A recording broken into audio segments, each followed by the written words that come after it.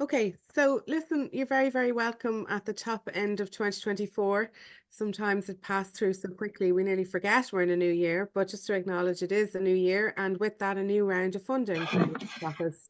Many of you online we've seen and we know well, and other people, it's really lovely to see different people coming on here and applying for funding or thinking about it. So you're very welcome. Marianne is going to take you through the formal session with, she's our kind of trainer, if you like, or facilitator today. So she has prepared a deck of slides and some other tips for you, and we hope they'll be useful. If at any point you have questions, Marianne, let you know when they can be asked. So Marianne will just tell you a little bit about how the day is going to run and how you might ask questions as you go through. If you're ever stuck, just put anything in the chat and Sheila will monitor the chat and pick it up. So that if you feel you prefer to do that at any point, please do. And Sheila will monitor that and pick it up and put it to Marianne if you prefer to ask a question in that way. So look, we hope that you're thinking about an application, as we say, and Sheila will remind you of all the closing dates at the end of the session, just so you're not overwhelmed with information. And we will have a recording of the meeting and transcript available, as Sheila said. So we hope that though this is a really challenging ask, and it's hard to be resilient, because there isn't funding always for everyone. So we acknowledge that and acknowledge all your efforts in coming along today and in preparing applications or even thinking about it. So from me, just all the very best with any application you might want to make. And we always welcome feedback. So if you have any feedback with the session today, please don't hesitate to give it to Sheila or any of us. So the very best of luck, and I'll leave you to it, Marianne, if that's okay. Thanks very much, Jenny. That's great. So I'll just get straight into the presentation. And so today we're looking at the Arts Act funding and the two awards, the Individual Artist Award and the Artist and Community Collaboration scheme. So it's really just to kind of take you through these awards. You might know a certain amount about them. You might have applied before, but this is to kind of give you a good sort of full toolkit to the overall funding opportunities in these two awards. So just to cover what we're going to look at today, so we'll go on to the second slide. So we've got the two awards, as I mentioned. We're going to sort of talk about that in general, and Sheila's going to take you through the awards that we have here. Also, then we're going to talk about how to apply for a specific award, how to make your application, and just highlighting some pitfalls and mistakes that can come up in applications. And we'll also be looking at the one-to-one session, how to prepare for that, and some tips for CVs, biographies, and letters of support. So it's quite a sort of a jam-packed session. But everything, as Sheila said, will be shared with you afterwards, so you can have that opportunity to look over things again. So I think it's just important to sort of emphasize that as well. Just taking you through my own background, in the next slide, I've got quite a diverse range of personal experience. I might look like I'm a bit of a everywhere at once kind of person, a bit scattergun, but this is the way I like to work. I like to work at lots of different things at lots of different times, but I think it lends itself quite well to working with artists, although I'm not a practicing artist myself. So I think sometimes I think one of the questions that I often hear from artists and from people trying to make a living in creative practice of any sort is that how do you do that, and how it can be quite challenging, and how can you work, solely in your practice. And to be quite honest, in any country, including Ireland, it is a challenge to try and make a living from your art practice. And that's just the nature of it. So this is my way of getting around it. My sort of practice would be writing, so writing and curating, so things like arts criticism and editing. And then the curation work would be art and architecture exhibitions. I've done quite a lot of teaching over the years, at third level particularly. Public art management, I've been sort of organising public art briefs, managing coordination of various public art competitions, and then sort of project management and strategy experience has come into that. I've been a member of a panel for organising major exhibitions and public art experience in terms of selection and commissioning. So it's again kind of having an understanding of how a panel will maybe make decisions on applications that you would be doing, whether that's an award application, working with the Art Council, or these various contexts that you might be applying for funding for. I would have a bit of experience in assessment in those areas too. And the final thing there is inventories and interviews. I'm very interested in trying to address the fact that we don't necessarily document the great artists that we have as well as we should. So one of the things I've been doing over the last, I suppose, 10 years or so is working with community television in Belfast to try and interview a number of visual artists at length online. So that's another aspect of what I've been doing. So I think one of the things that we would like to sort of do today is kind of make sure that we give you a good, full, comprehensive session, that you have everything you might need in a toolkit for kind of getting organized for applying for funding. And I know it's possibly, you might think this is a bit counterintuitive, but hopefully that you would enjoy the process of applying for funding. You know, I think you're quite blessed with and sort of an open arts office that actually wants to engage with you. And I'm not saying that we don't have that across the country, but you have obviously more, sometimes you've more approachable art offices in some parts than others, and more more user-friendly funding structures. And I think the transparency that's involved in today's session in terms of making this funding not only accessible, user-friendly, and trying to address any kind of speed bumps that we might have in advance, it's really, really good. So try not to get too intimidated by this. I think you're amongst friends in this process, so it's you're kind of knocking on an open door. And with funding, that's really, really important to emphasize, because that's not always the case. It can be quite difficult. It's almost like trying to understand the alchemy or the magic of funding, and how does it work, and how do you get in there, and how do you get started. So just try and build on the positives if you can, because it's quite involved, this whole process, and it's just in terms of that side of things. So just the other thing to emphasize as well in the next slide is the importance, I hope I've still got, the importance of the local arts office is something not to be underestimated. And I think sometimes in terms of your kind of level of ambition, sometimes I think it's useful and interesting to sort of make a bit of a plan for the next 3 years. And I don't mean meticulous planning, I mean just general planning, where you say to yourself, what would I like to do?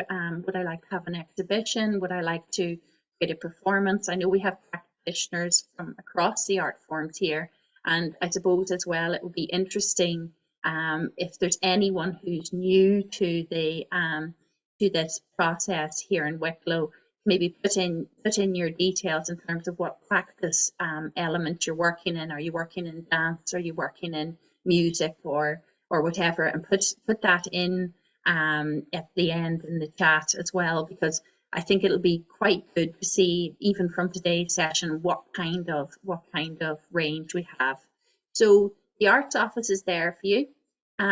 If you've made contact already with the arts office, if you know the personnel, great. If you haven't, you should.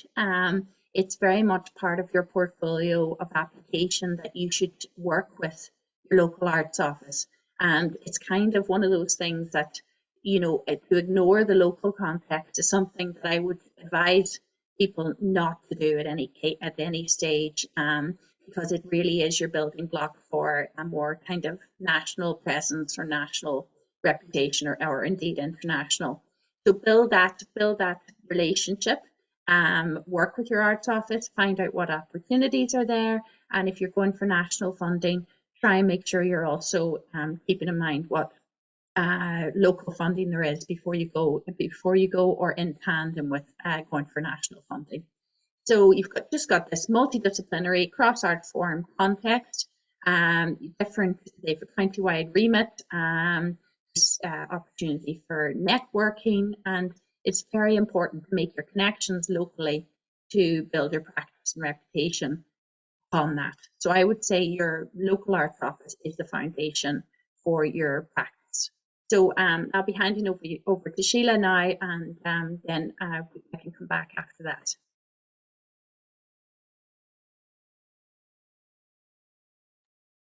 Okay, thank you everyone. Thank you, Marianne, for thank you, just missing one person. Thank you, Marianne, for that.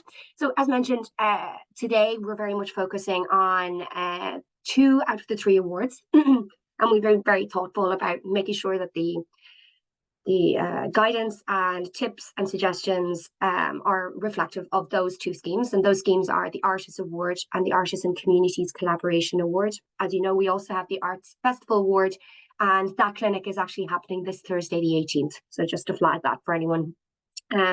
These awards are open to all art forms: film, music, visual arts, theatre, dance, literature, architecture, animation, performance, circus arts, traditional music, and drama and music as well, of course. So it's a very far-reaching program award. And the deadline for all 3 awards is Friday, the 16th of February at 4 p.m. So just to maybe mark that in everyone's diaries, and we'll remind you again at the end. Okay, so moving on, just focusing specifically on the Artist Award, so the Individual Artist Award. This scheme aims to enable artists to develop or present new work, to consider new approaches to their work, to reach out to vital collaborators, networks, peers, to develop a discourse or conversation around their practice, to connect with international networks as well, and organizations, partners, etc., to develop potential future collaborations, and then also to work in collaboration with communities of place or interest in the county, and which will enable you to develop or present new work. The maximum award available under the Artist Award is €5,000, bearing in mind that it's more common that you would, the funding amount is often lesser than the maximum available funding. That's in an interest of trying to afford to support as many artists in the county and trying to be as fair as possible. Who is eligible to apply? This award is open to all professional practicing artists in all art forms and genres.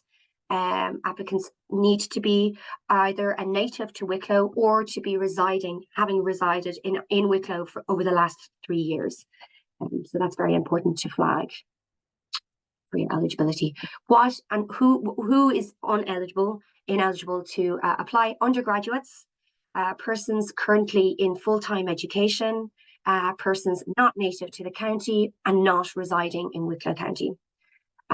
Key categories that are not eligible is full-time undergraduate education, any project which has begun or is underway, unless it's a proposed distinctive second phase or subsequent development. So it's very important that you're upfront about that and clearly describe that in your application. Initiatives which form part of a competitive, charitable or fundraising context. Funds for capital purchases such as equipment and self-publishing within literature. CD production within music, materials within visual arts, bridging finance and final editing. So it's very important that we are in front, that we do not fund for those areas. Moving on then to the Artists and Community Collaboration Award. This award, facilitates artists and community partnerships in any artistic discipline or genre. The award is aimed at creating and delivering high quality projects and programs that nurture creative growth in both the artist and the community. This award is designed to cover either partially or in full a research and development phase of a planned initiative or the production or realization of new arts projects and programs. It's important to note that, again, the funding available under this award is capped at €5,000. What is not eligible?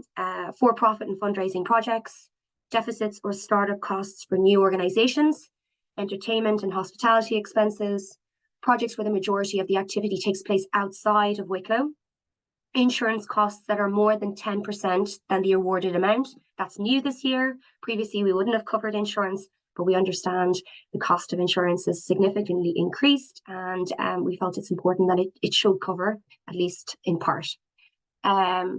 Capital improvements are not covered, and proposals where the majority of the costs relate to the equipment hire administrative costs. And generally, it is acceptable to seek funding for 30% of your total amount requested. So you can include equipment hire up to 30% of the total.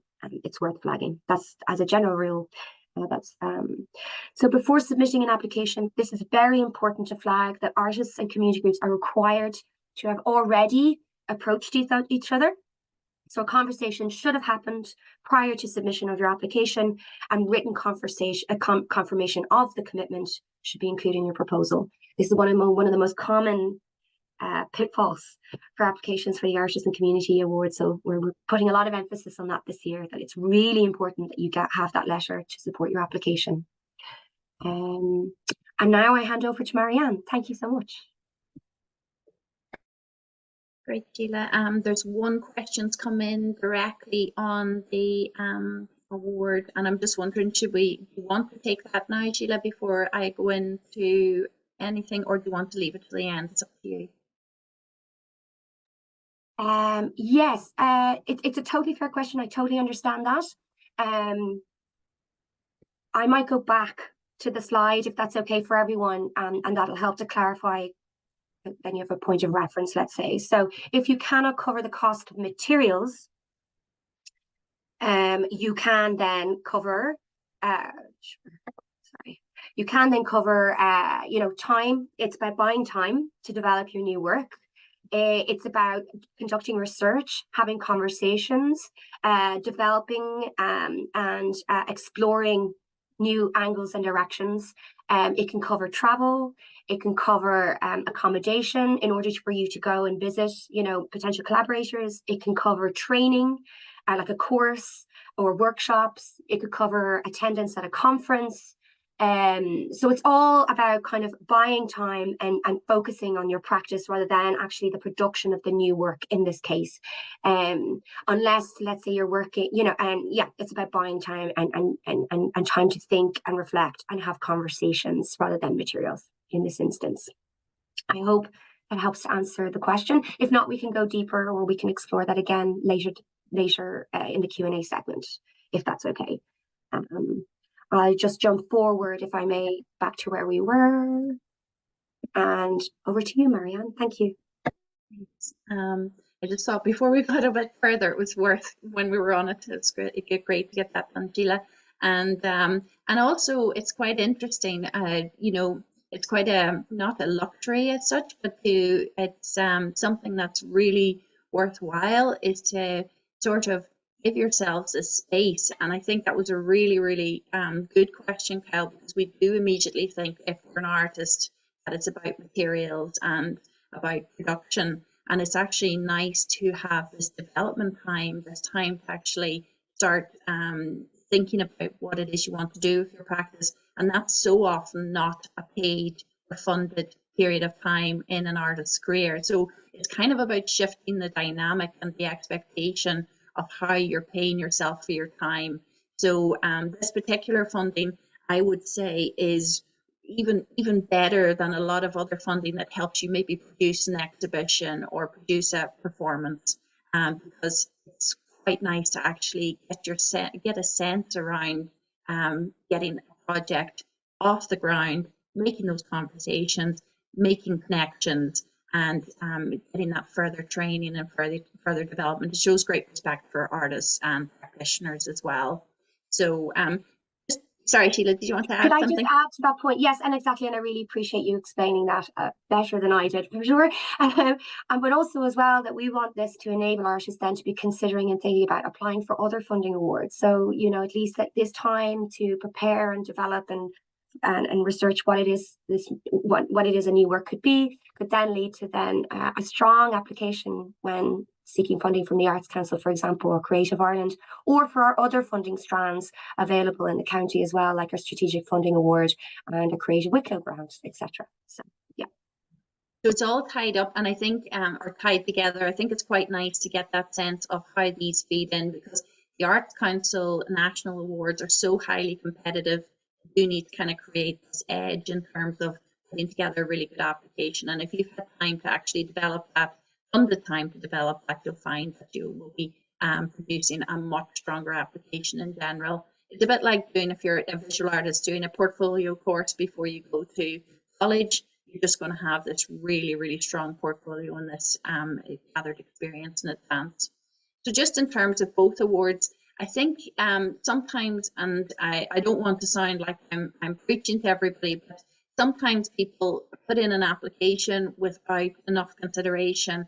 What I would say to you all at this point for both awards is put in a good application. And I'm not trying to be facile about that, but it's really important that you make a good application or you don't make an application. And by that I mean take a bit of time, make a good effort, do the best you can, or leave it for the minute if you can't get it done for the 16th of February and put in a strong application.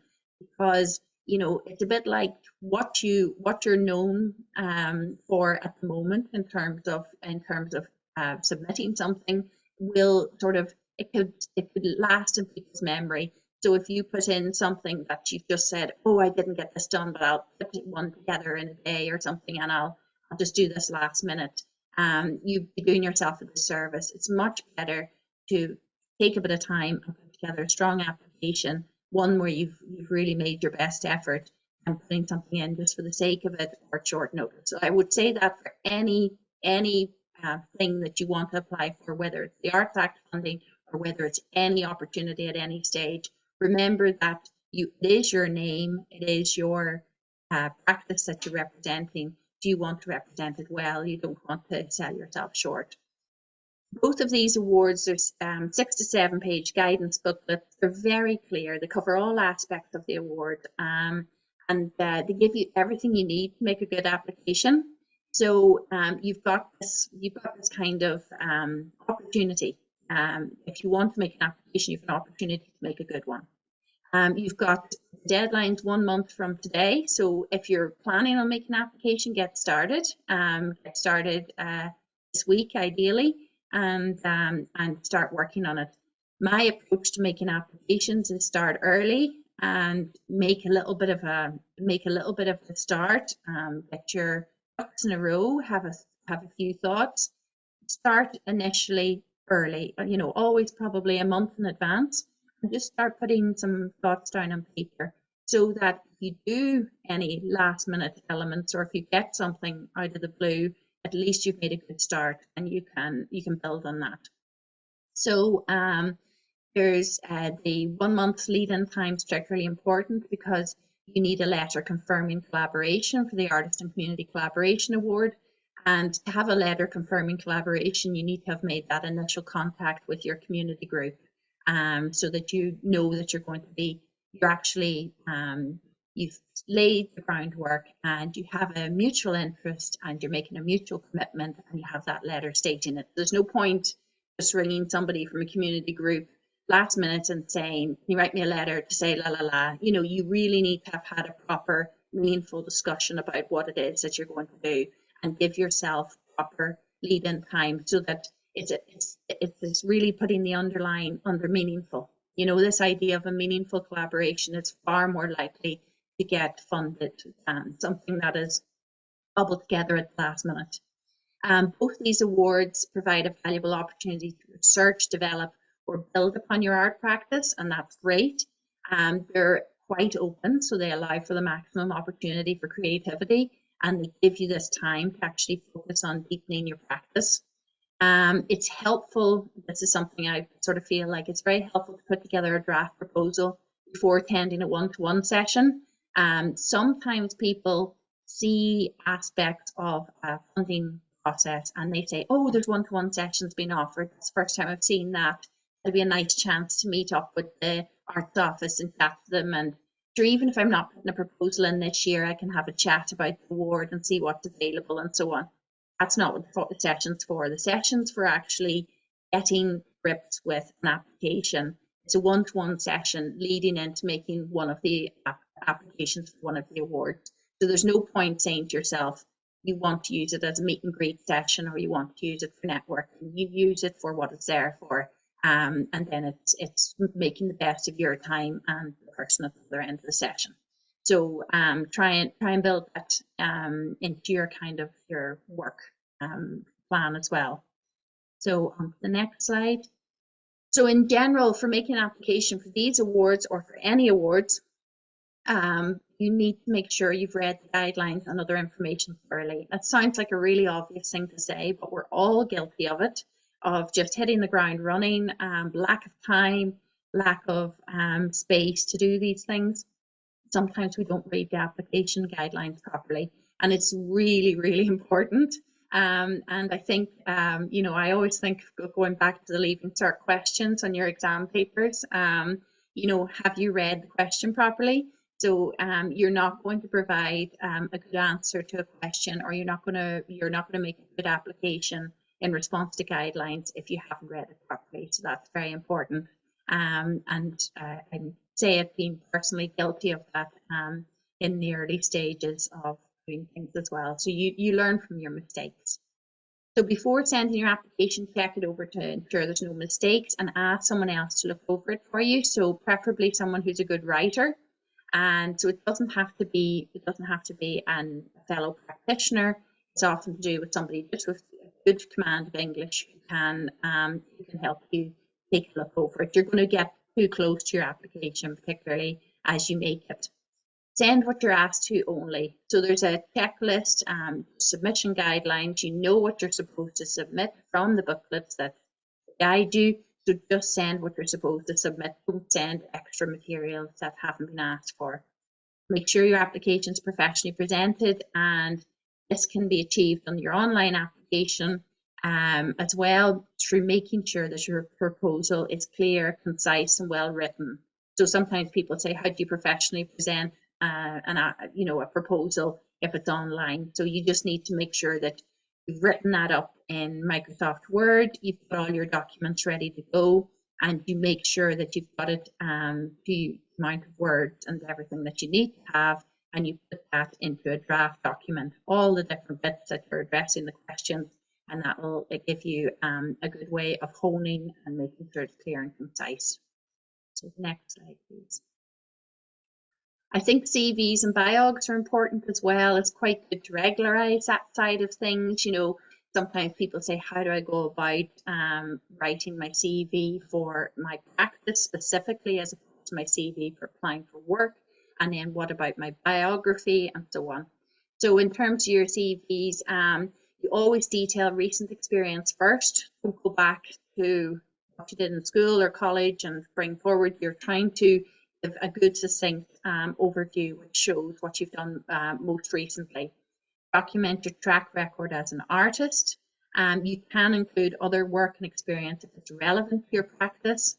You should submit material that supports your application, and don't detract by including too much. So better to have a good succinct one page or 2 page CV than going to maybe 4 pages and you're just trying to pad out or whatever. And you submit 5 high quality examples of past work rather than multiple examples that confuse or of a lesser quality. There's been many times I've been on selection panels where an artist would maybe include 10 or 15 artworks, and it's their first 5 that are really strong, and then by the time you get to 10 you think, oh, I'm not sure, maybe. So you've almost selected the artist in your mind, and then they put you off by the end. So just go for your strongest work and your most coherent work.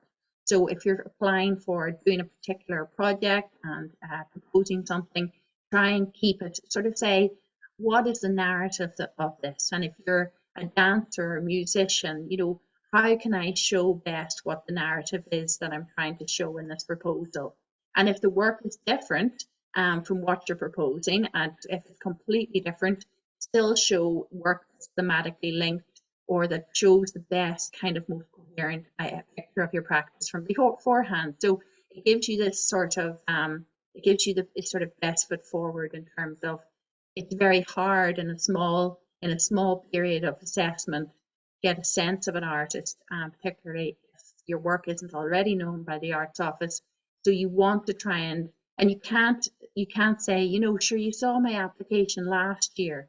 You know, there might be different people on the panel, and even if the same people are there, their visual memory is not going to be able to cast back to what they've seen before. Your work may have stood out. That can actually confuse more. So it's better to just make sure each application can be read in and of itself and is coherent and gives you that sense of what the artist is trying to propose. So the next slide as well. So what I've done here is I've just included in the slides a couple of sample artist biographies from established artists. Now the first artist here, it's a visual artist, Niamh O'Malley, and it's just sort of, it opens up saying where she was born and where she lives and her contact details. And then I've written there in brackets a quote on artist's work to open piece. What I mean by that is, let's say you're a visual artist and somebody like Aidan Dunn has said something about your work, and Aidan Dunn is the main art critic for visual artists. So he's written something short about your work and it's important. You might put that in there at the beginning of your biography.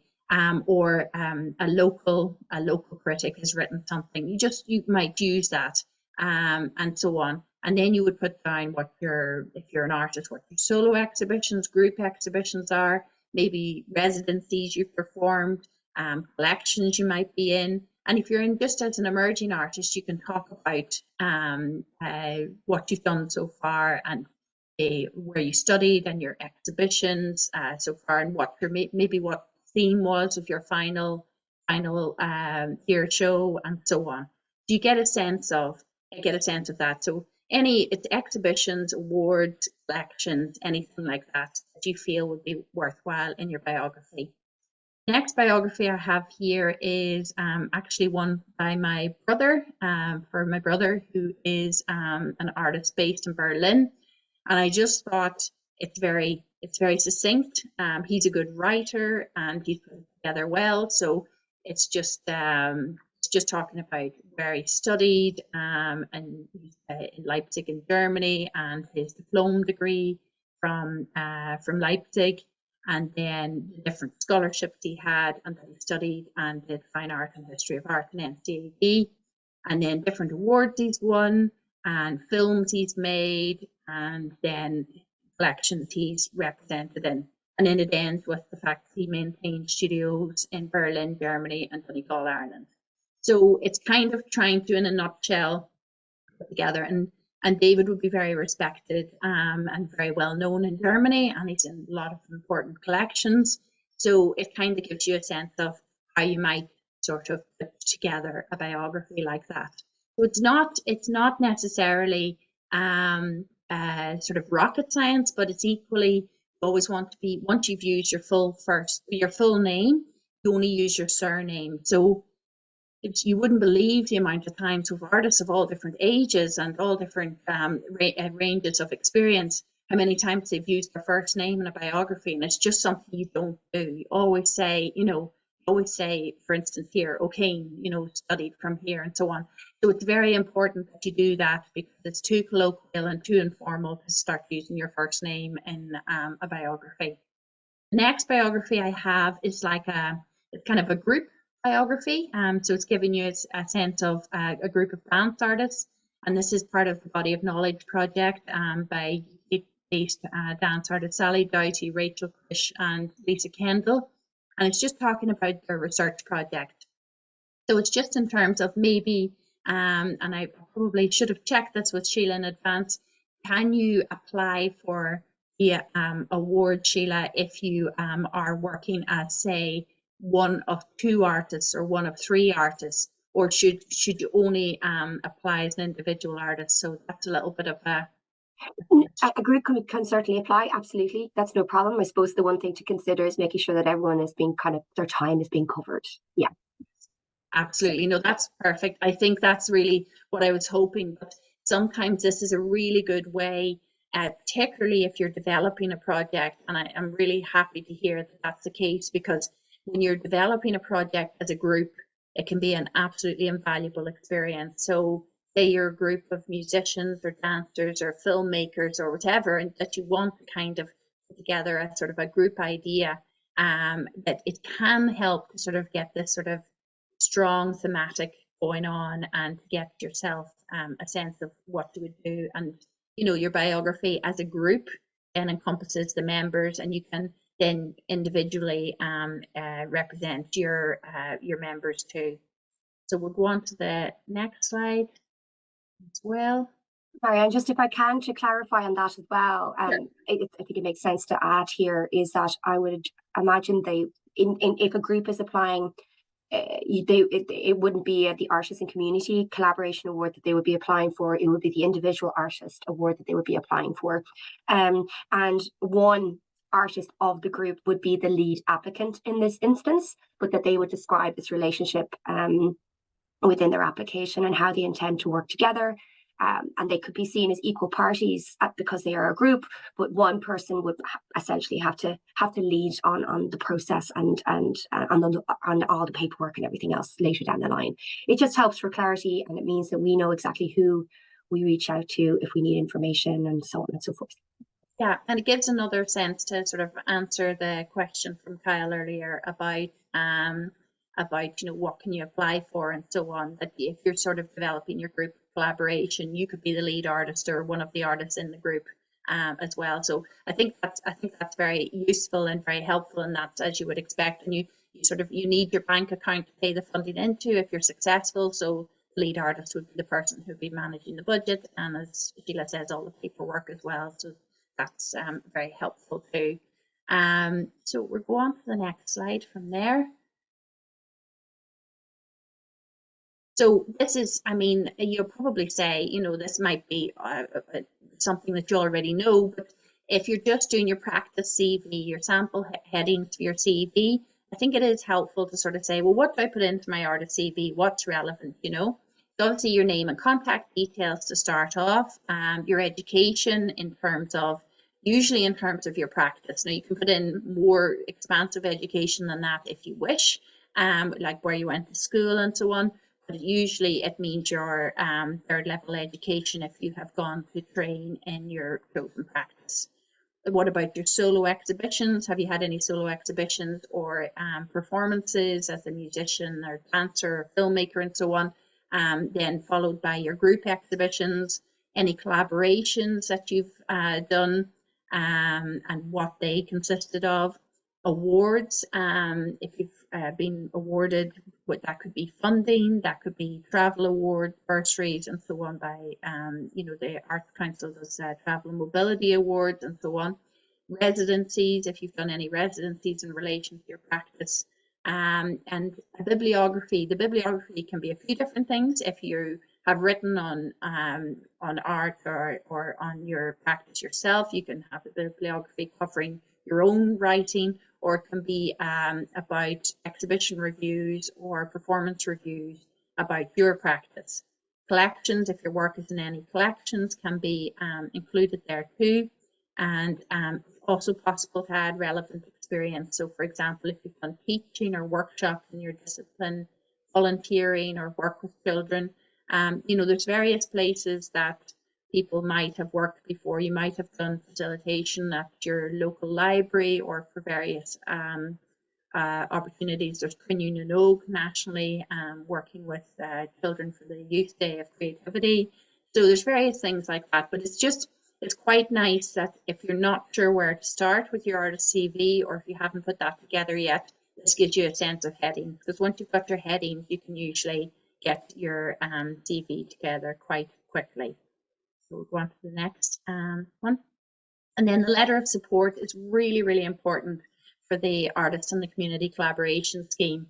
So it's written by the chairperson or director of the community group, and it should outline briefly the plan for collaboration and its development and management, as well as broad dates or timeline for the project. It should detail the shared interests and objectives of the community group and the artists. That's that kind of meaningful collaboration. And it should discuss the artistic benefit of the proposal to both the artist and the community group. So I've just then put on the next slide, I've put a sort of a sample letter, and it just gives you something to kick off from. So dear, who you're writing to the arts office here, to the appropriate person that you're applying to, a right to express my strong support. This is by the chairperson or director of the community group for this proposal by artist name, submitted to the Artists and Community Collaboration Scheme, and it's titled, so you put in the proposal title there. I understand that, again, the artist's name will pursue, and then you talk about the project and its dates and timeline. So it's a few sentences there about what exactly they're going to do. And this collaboration is important to us as a community group because, so you're doing the connection there, the project's about this and this is why it's important to us. And then as chairperson or director, I can assure you that the community group put in their name will provide the resources necessary to facilitate this project. And specifically, we have committed, so what's the community group committed to do to support the artists in order to accomplish the objectives of this project. I'm highly supportive of the efforts as outlined in this proposal, and then you insert the statement about how the project will artistically benefit the community group and aligns with their visions and efforts. So that gives you a sense. In the actual application, the artist will have talked about how it will artistically benefit them to have this community collaboration, and in the letter of support from the community group, you will have the equivalent happening where they're talking about why it's important, what's it going to have, what artistic benefit is it going to have for the community group. So I suppose it might be quite nice for Q&A, and I'm just sort of thinking off the top of my head, it might be quite nice for Sheila to give a sense of some of the community groups that might be, you know, as an example, such and such a group could be used, or such and such a group, but it might be tricky to do that as well. But it's just in terms of like what group that you might be talking about in Wicklow that you could potentially reach out to. Is there another idea? Is there a restriction on if a community group has already collaborated with an artist, can they collaborate again, or should they give somebody else a chance? So, for example, you know, if a community group collaborates with one artist, could they collaborate with a different artist the following year if there was a proposal that was mutually valuable to them again? So just a couple of questions there off the top of my head, which might sort of be helpful to everybody as well. Do you want me to answer those now, or should we hold on till later? Whatever you feel, Sheila. I think it's just, whatever. I could tackle that now just because it makes sense in the context of this. If you like, I'll keep it brief. With regards to the type of community groups, it's community groups of place, community groups of interest. So it's quite broad. It is really important, though, that some form of connection is there, whether it's through interest in the artist's work or similar areas of interest, subject matter, so on, or connection to the focus of that community group is directly of interest to that artist. So we want to see that there is a real bond or connection or potential for. With regard to returning artists to work with community groups that they've worked with before, yes, you can apply. That's absolutely no problem. But it is always really interesting when community groups work with new artists as well. So we would encourage that also. But it depends, because we appreciate that sometimes it's important to continue that relationship and to build upon that relationship.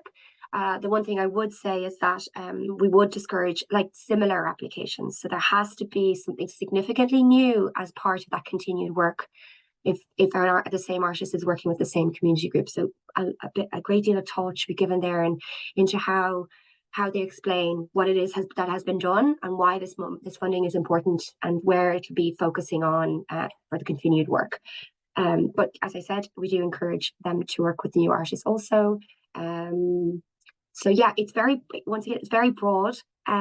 But you know, bearing in mind that the funding amount is quite small for community artists and community collaboration awards. So, you know, it's about being thoughtful.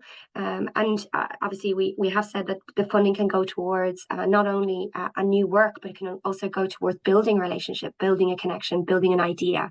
That they could then consider putting in for an application for something else, like Create, for example. You know, this could be a really wonderful way of kicking off that conversation and then applying for Create or for a Strategic Projects Award or for any of the Arts Council awards. Hopefully that wasn't too long-winded.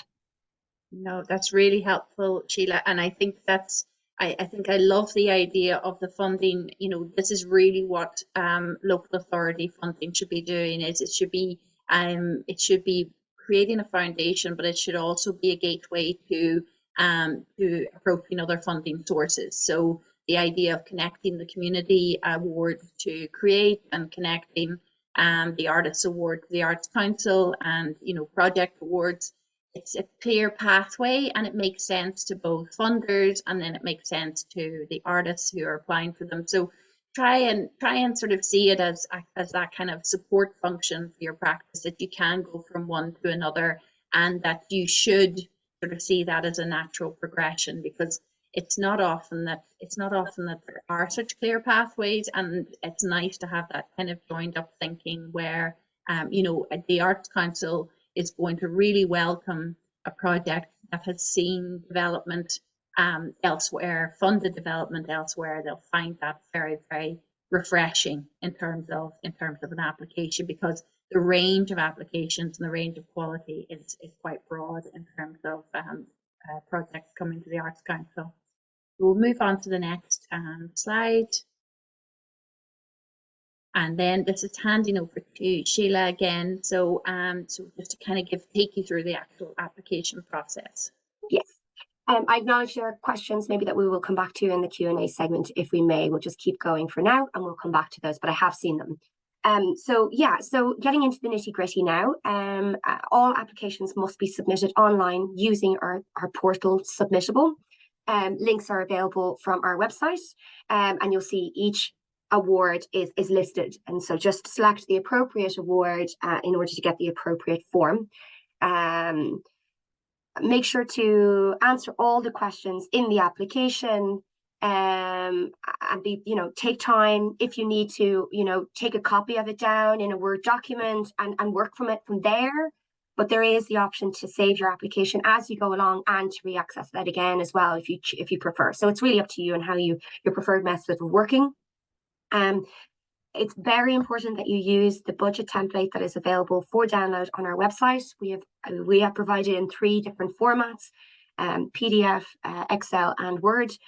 Your applications will not be eligible if you do not use the template. It's really important. We're being very strict about it this year going forward.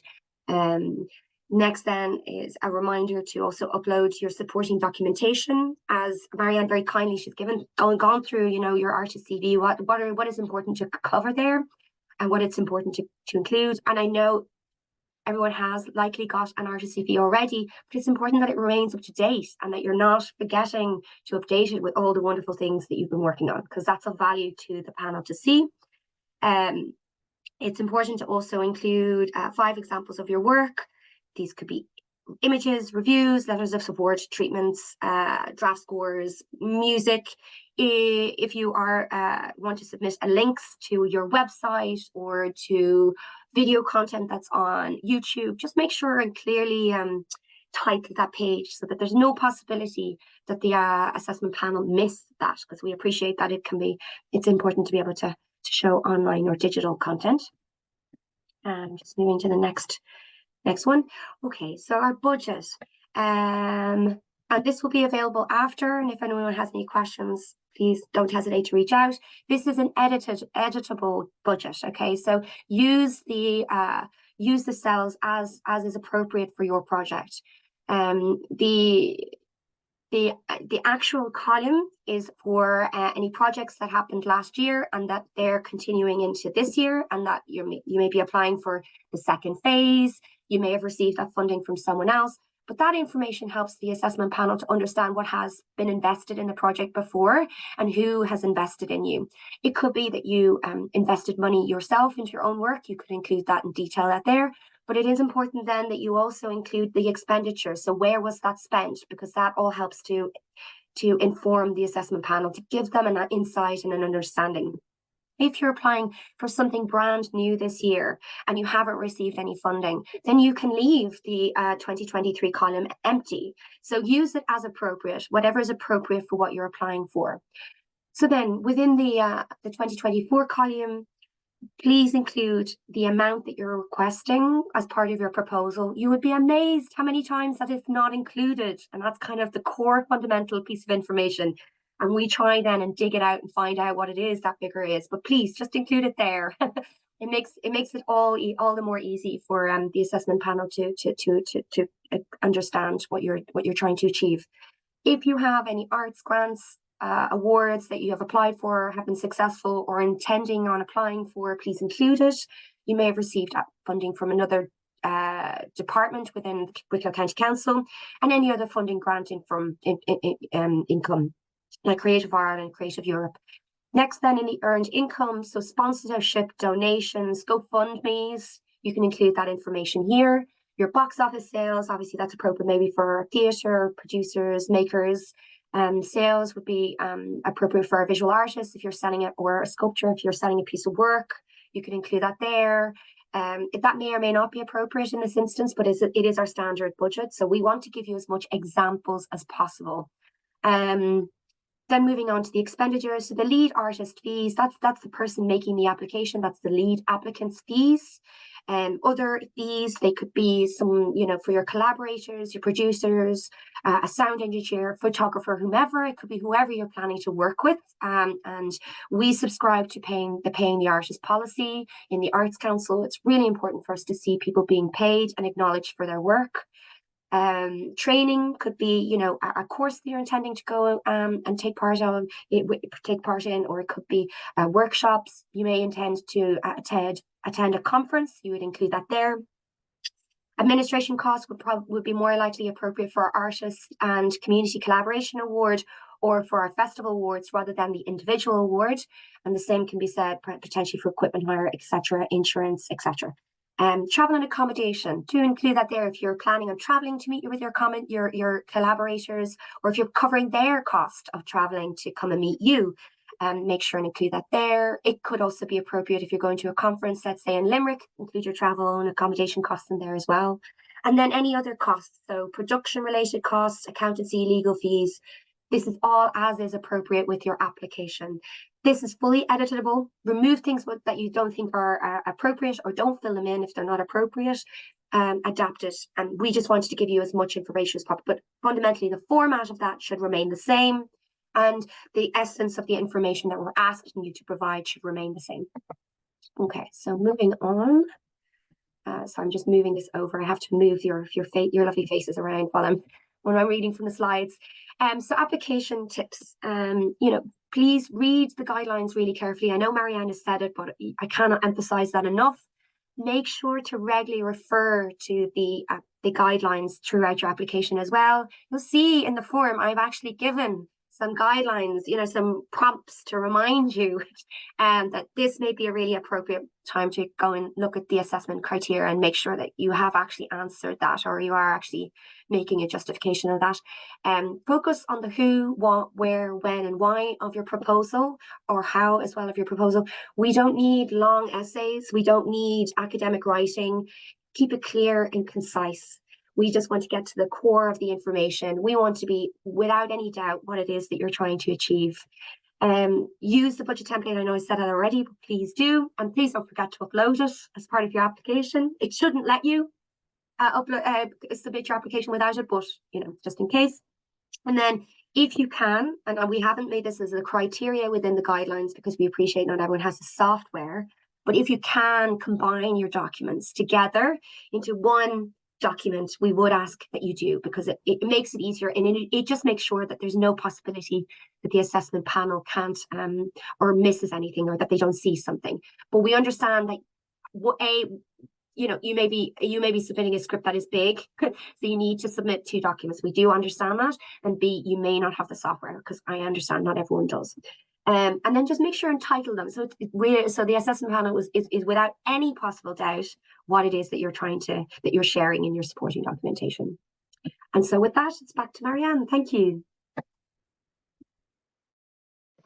Thanks, Sheila. So that gives you a good sense, and just to kind of talk about a little bit on pitfalls of proposals, or different things that could let you down.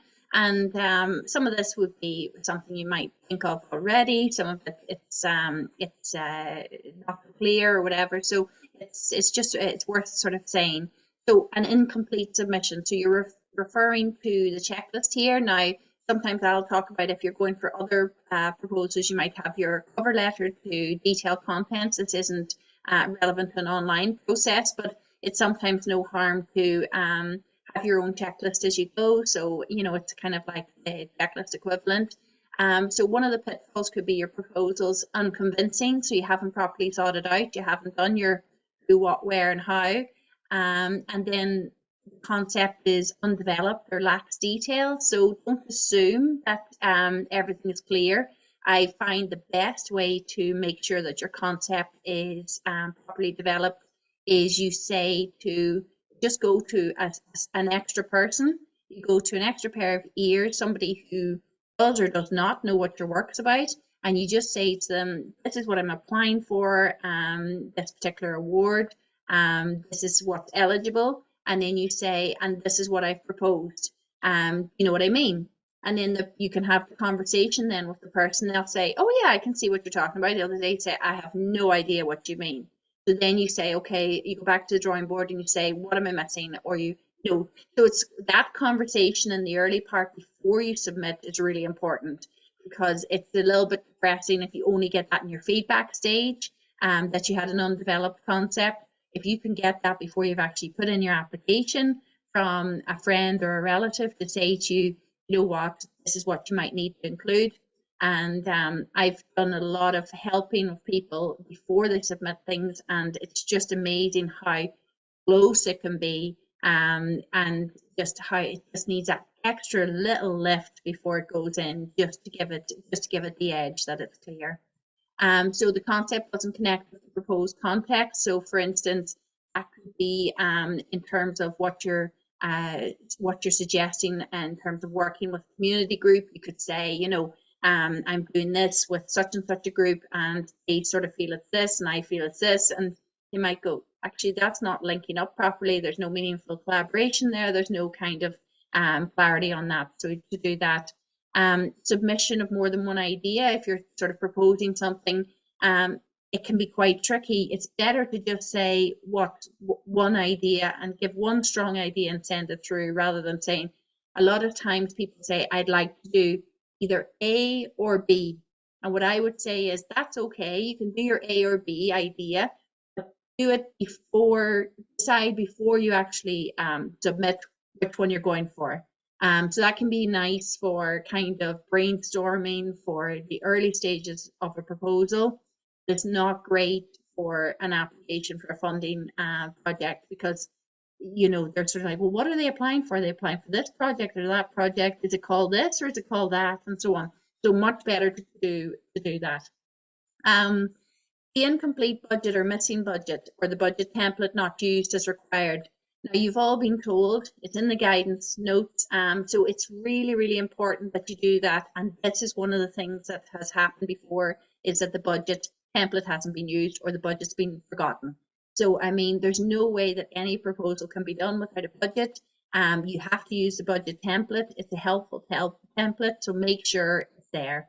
And it's a bit like I said at the very outset, better to make a strong application with everything there, or wait till next year. You know, so don't sort of throw something in and go, oh crikey, I forgot the budget, and that's unfortunate, and I wonder, can I send it later, and so on. So none of that can happen. You need to just get all your ducks in a row.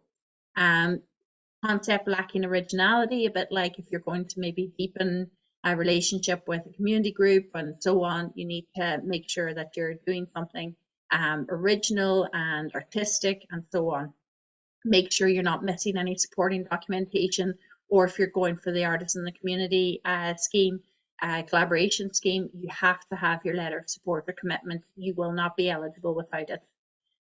So remember, your CV should be in third person, and it shouldn't be exaggerated. It should be clear and concise. So clear and concise on everything is very important. And the next slide as well. And then this is the other thing I wanted to mention as well. This is in terms of your application support and the one-to-one guidance. So you can have a 30-minute consultation, which is really, really fantastic. You know, I mean, how many of us get to see our GP for 30 minutes? You know, you get 5 minutes if you're lucky. So it gives you a chance to kind of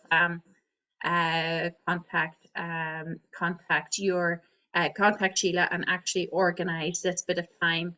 So it gives you advice specific for these awards. And that's what it's for. It's application support for one of the two awards, the individual artist one or the artist in the community collaboration.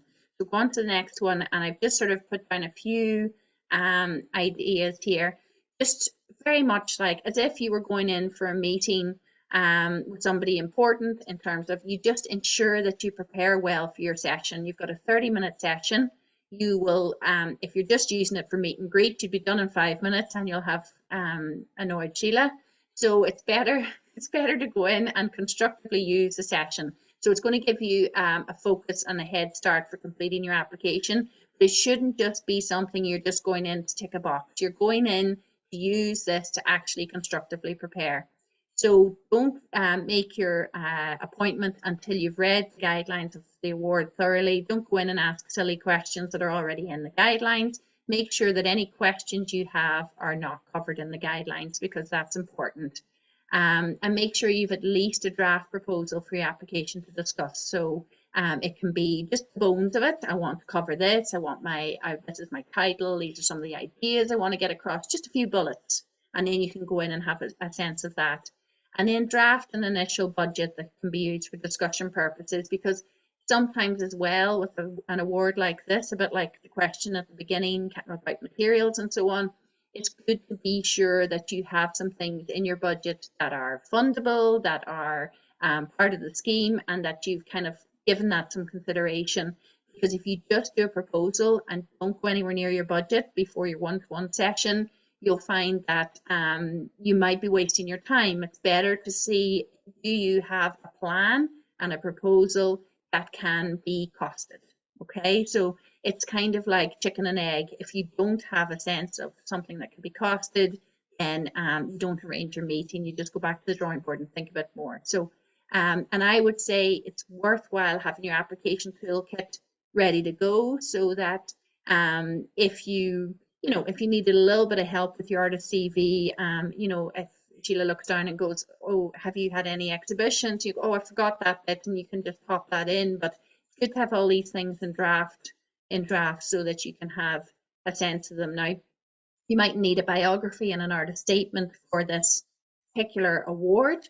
But the useful thing about having your biography written and your statement written is it's like those toolkit items that can help inform proposals. It can help inform what you're doing in general and what your practice is about. So it's worthwhile having that. So you have a bit of a sense. And if your work's known and you're bringing in your visuals that you're thinking, or you're supporting things, whether those be reviews and everything, you might come in with 5 items, and Sheila might go, actually, this is all very interesting, but your work, I would have thought you would have included this, and she might actually know your practice and think you've included the wrong things in advance. So it's worth having a bit of a sense of, literally thinking out the whole thing and coming to that session to get as much out of it for both of you as possible.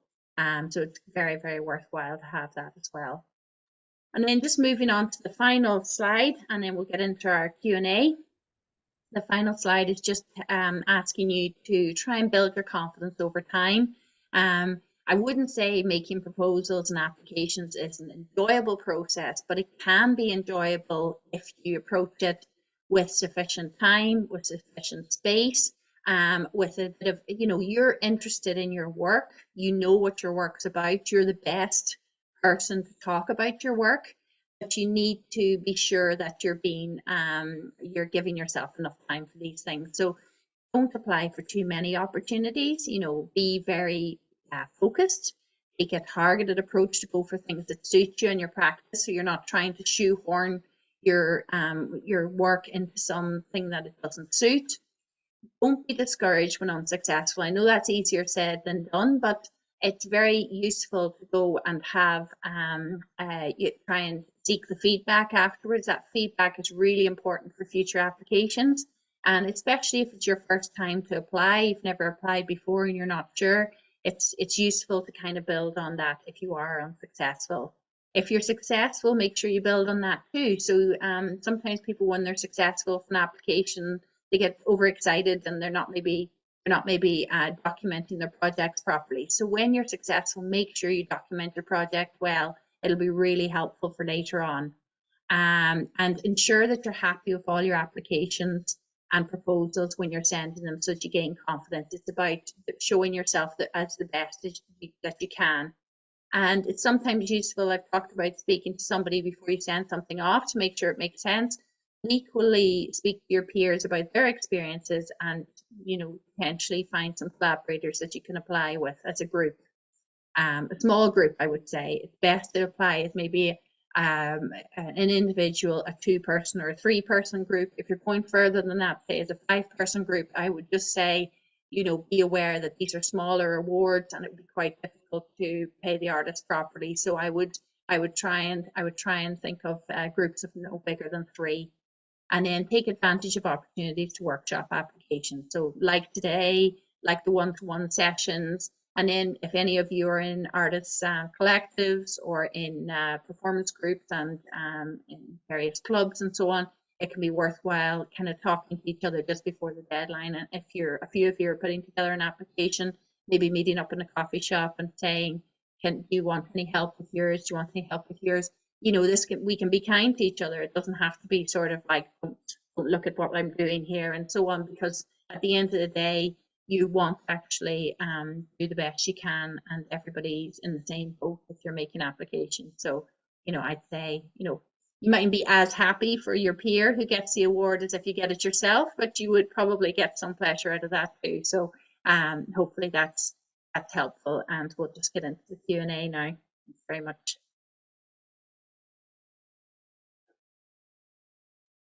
Okay, everyone, thanks a million. I hope that was of value. We covered a lot of ground. There was a lot there.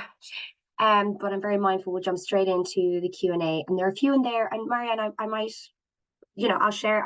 We'll focus on the chat first, and then we'll open ourselves to the floor. It's just I'm mindful that these came in earlier. So I think that would be of value to do that first. Here we go. I just want to do this one so I can see. Wonderful. Zoom now has this wonderful thing where you can actually bring your chat out of the constraints of the frame so it's much easier to read. Okay, so Kyle, I think I think we answered that question at the very beginning. I think is there a list or a definition of groups, of community groups that are eligible? Hopefully we covered that and the answer was sufficient there. If not, please let us know, and or if not, we can do a follow-up chat if needs be, and so we can dig deeper into what it is that what additional information you need. Should the community group be part of the Wicklow PPN? They can certainly be part of the Wicklow PPN. That would be amazing. We'd love to see that, but that's not a requirement. The main thing is that they're appropriate to the project that you're proposing, and that you have that you have established a connection with them before submitting an application, and that you have a letter of commitment there. 2-page CV to include everything previously listed. I might direct that to you, Marianne. Yes, it's a lot, but it's about really picking out and including the most relevant information, isn't it?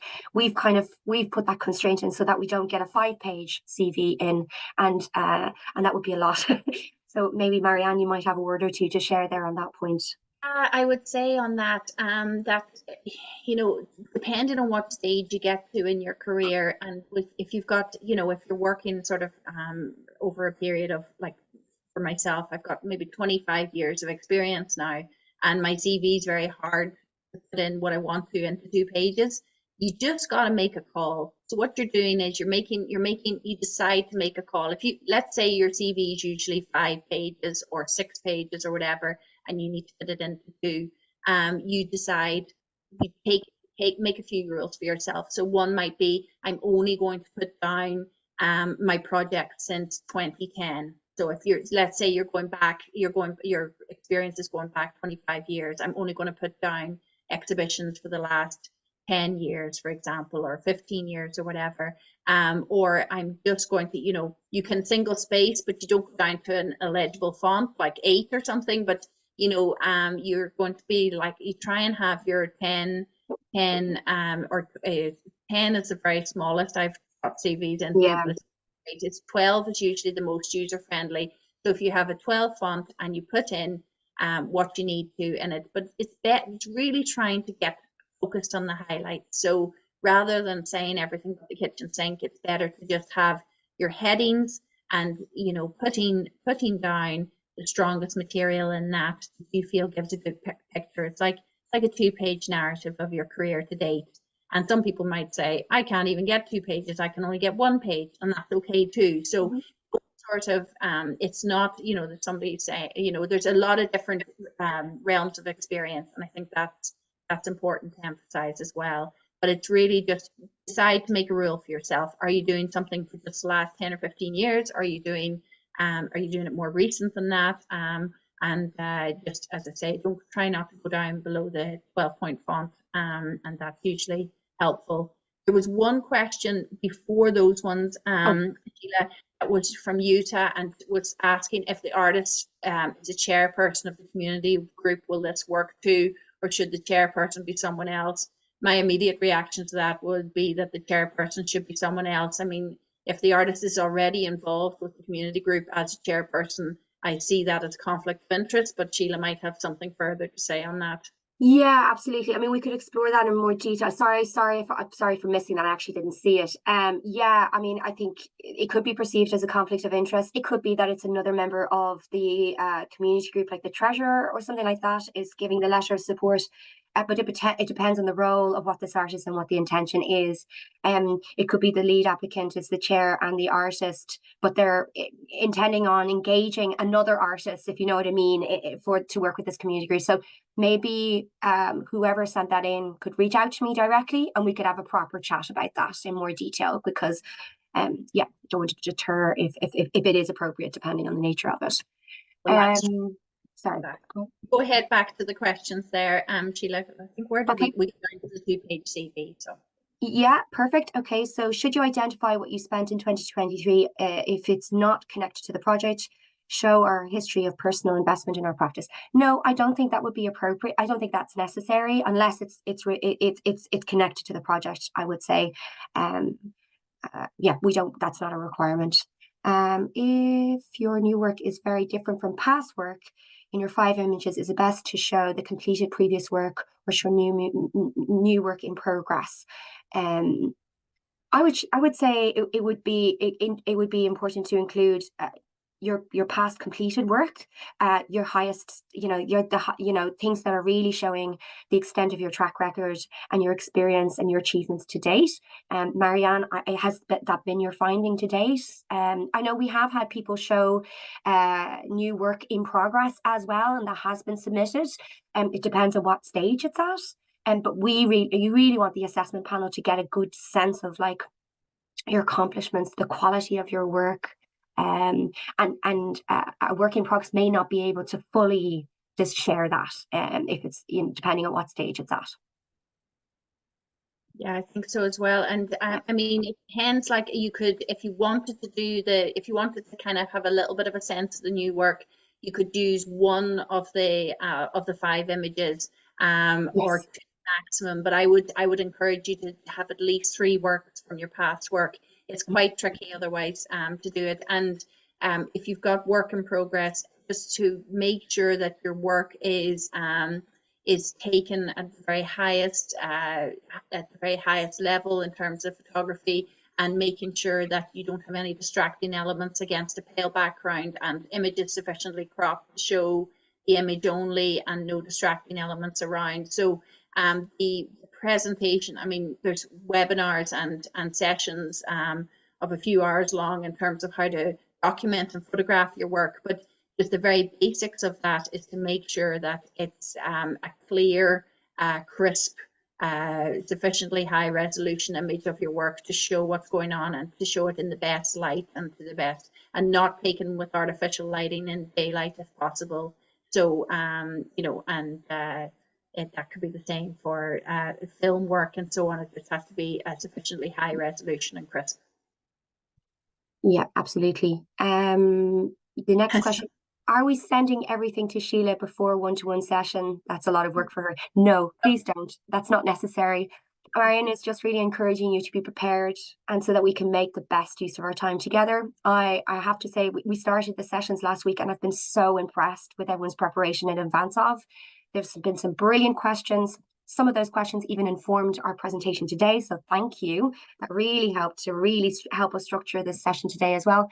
I'm taking everything on board, everything that we're hearing, we're learning. It's a vital use to us. But no, you don't have to send it to us. You can have it on hand, ready, that we could talk through if you have a particular question about it. But really, it's about being prepared so we can make the most of our time. And 30 minutes isn't long. I know that. We could sit and chat for an hour and you still wouldn't have enough time. So 30 minutes isn't long. So we want to make as best use as we possibly can, so we can set you off on a really strong track to putting in a strong application. Is it okay to include resources space based outside of Wicklow if it's a continuing relationship and an existing, if it's continuing an existing relationship for the Artists Award? Yes, this can take place outside of the county. The key thing for the individual Artists Award is that either you're in residence in Wicklow for over 3 years, or that you're from Wicklow. So yes, this funding and support can go towards working or doing training or a resource outside of the county. Yes, that's fine.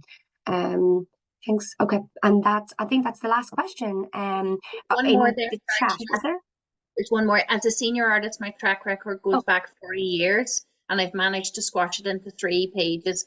So I understand that, and I think that's good. And I understand that you've got too much to put into 2 pages, but you're just going to have to do your 2 page. If it says it on the guidance, you do follow it. You don't want to be told that you're ineligible because you haven't followed the guidance. So I would say keep your 3-page CV for in general, but for this particular award, just really focus on your highlights and put it into 2 pages. So whatever you can get into the 2 pages, you just want to make sure you tick the box for everything you've been asked for, and everything, your budget's on the template, your CV's in 2 pages, and so on. It's to help the panel to go through, and I completely understand when you've got 40 years to document, it doesn't fit into 2 pages, but so you just focus on the strengths and the overall highlights. And it could be that you have to select out select out pieces that are the most appropriate for your application. So you may find that there are work which are great to have in your overall CV, but aren't necessarily going to they're not very purposely backing up your application or the focus of your application as well. And that could be a really brutal way of cutting out a few details in order to refine it back. Would anyone like to pose a question to the room, or are there any other questions? You're welcome to submit them in the chat. I'll continue to read them out if you prefer. It's completely up to you. I don't see maybe a hand up in the screen, or you can use one of the emojis, I think they're called, to do that. Or maybe not. I know we shared a huge amount of information. There was a lot covered today, so I can also appreciate that people may not have questions yet. The one thing I can say is that I still have some spaces available for one-to-one sessions. They're not all fully booked. In about 2 weeks' time, I suppose this week is fully booked, next week is almost fully booked, and so we're into the following week, which I know leaves it quite tight or close to the application deadline, but it could be where you come back to me with, you're really kind of digging into the minutiae of your application and looking to strengthen that up. So please feel free to write to wao@wicklowcoco.ie to book, and I'll come back to you then with a suggested date. Yes, please you can contact me directly, or the WAO at wicklowcoco.ie is my direct, that goes into my inbox, and I'm picking up on those emails. Alternatively, my direct email is sstewart@wicklowcoco.ie. So you can contact me either or. Just to read out this lovely comment. Thank you. Thanks for the generosity of this clinic and advice. Heading off to prep for my 1-to-1. Best of luck, everyone, for Creative 2024. How lovely. Thank you. We really appreciate that. I'm glad it was of value. Very much appreciated. Anyone else have a question or two? Or anyone, is there any more questions from the floor? Or If not, feel free to, you can reach out to me again. As I said, there's still sessions available. No, okay. Well, we might leave it there. Marianne, do you have any parting words? Or are you happy? Or Yeah, I suppose I always have parting words. Are exactly, but no, just to kind of encourage everybody to sort of see this as a nice way to start the year, to put together your application. As I mentioned at the beginning, you're knocking on an open door, so just try and build your confidence. This is the ideal way to build your confidence, is with an application for these 2 awards.